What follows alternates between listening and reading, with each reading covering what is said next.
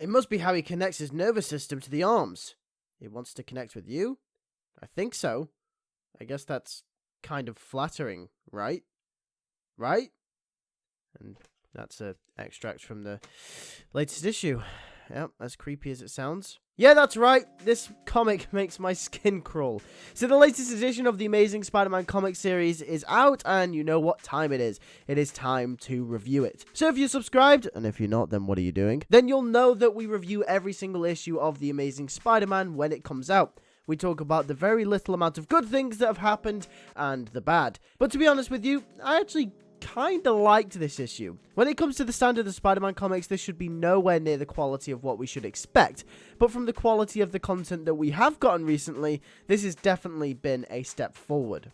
And I've been praising the Wells run in the last few issues. Maybe that's why my viewership decided to drop slightly. Either way, I still don't like things about this. The story that is happening right now revolves around Norman trying to resist the side of the Green Goblin. And despite how basic Doc Ock has become, they are also toying with the idea of him remembering the memories that he lost after reverting back to basic Doc Ock from the Superior Spider-Man version of the character. And I respect that Wells is trying to do something interesting with these characters at this point in time, given the state that they were already in. However, the basis of all of these stories will forever be the problem. And what I mean by that is that Norman trying to resist being the Goblin is built off the fact that Norman is a good guy now. Something that should have never happened in the first place. Doc Ock borderline having PTSD trying to remember what made him so special as Superior Spider-Man sounds like a good story until you realize that it's built off all that development of Ock basically being scrapped in the first place. It's stuff like this that makes this run as a whole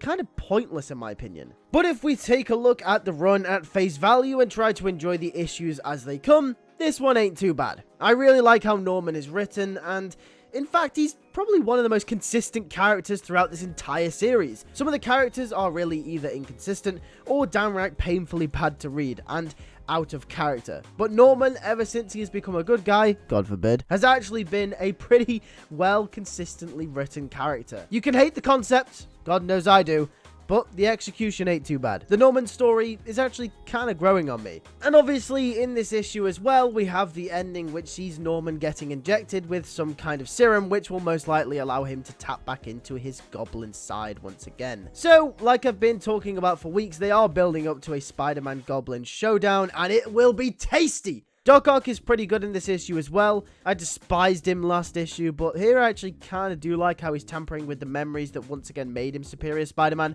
Like I said, I don't like where this story originates from. The fact that Doc Ock lost all his memories and basically reverted back to the classic villain in the first place, because all that development for the character was unfortunately all undone. But at least they are trying to do something pretty cool with this character. We know that Superior Spider-Man is coming back. Dan Slott is going to be writing once again, so it looks like they may be building up to that as well.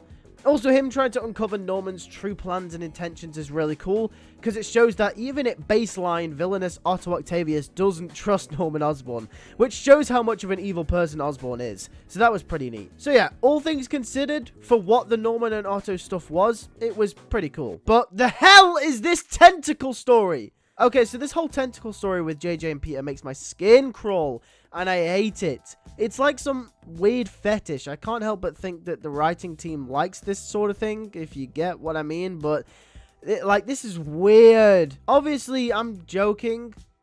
Or am I? Like, please, just read some of this. It's flattering? Is it? Is it though? They're mechanical arms. They're not meant to have a personality. I thought this was weird a few issues ago when Jameson took them in as a pet, but this is something else. I hate it. I really hate it. I cannot wait for this to be over. Not to mention it's J. Jonah Jameson taking them in as a pet of all people. I know that's really ironic, and maybe that was the point. I don't know, just this whole thing just doesn't sit right with me. You guys read along in the start of the video with that extract. It's just weird. I can't. I'm sorry. It's weird. And also, not to mention, where the hell is Black Cat? I'm sorry, but another thing that I really don't like about this run is the fact that they don't include Black Cat wherever they can possible.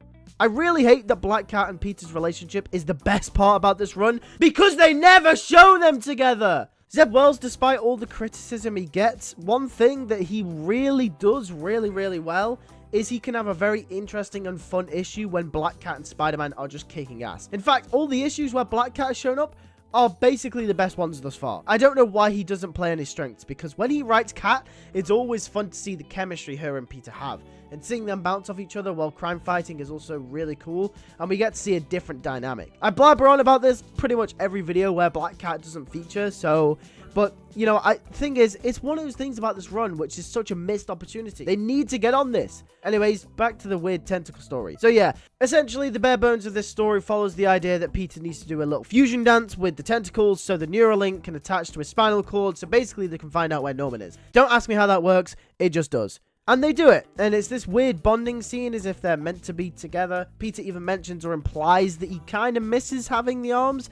I don't know, something feels so off about this. I'm sorry, I talked about this a lot, like, a couple of minutes ago, but no, I don't like this. Anyway, Peter goes back to Norman's place and gives them an upgrade, and I won't lie, this suit goes really hard. This is the superior Goblin suit, or I don't know what to call it. Essentially, it takes the idea of the superior Spider-Man arms and puts them on the Goblin suit from this run. Yeah, future Lewis editing this video, that's not the Goblin suit. I don't know what I saw, but I was basically running off no sleep when I wrote this video and read this comic. I was at the airport. I just got a flight back to England, and it was an overnight one, and I didn't sleep. So I don't know what I saw, but it's not the Goblin suit. Either way, it's badass. All right, it's cool. I do not care. Ed McGuiness has done some great work with this couple of issues that he's been on, and this suit looks great. I hope he can carry on doing Spider-Man for the near future if this is the type of art he'll produce, because this is great. Either way, like I mentioned earlier, the ending features Norman basically looking like he'll become the Goblin again, so I'm excited to see how this will turn out, and hopefully the tentacle story can just end and like act like it never existed. Make sure to tune in to my next review because you ain't gonna want to miss it, so make sure you are subscribed. With that being said, thank you guys for watching this video. If you did enjoy, make sure to like on it, and also make sure to subscribe.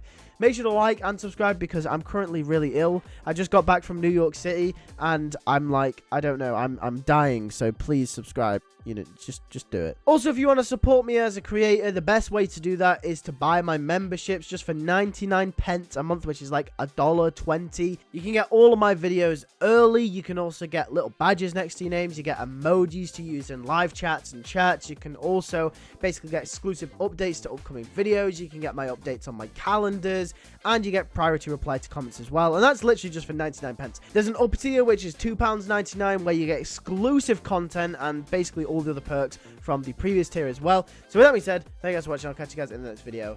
Take care and peace.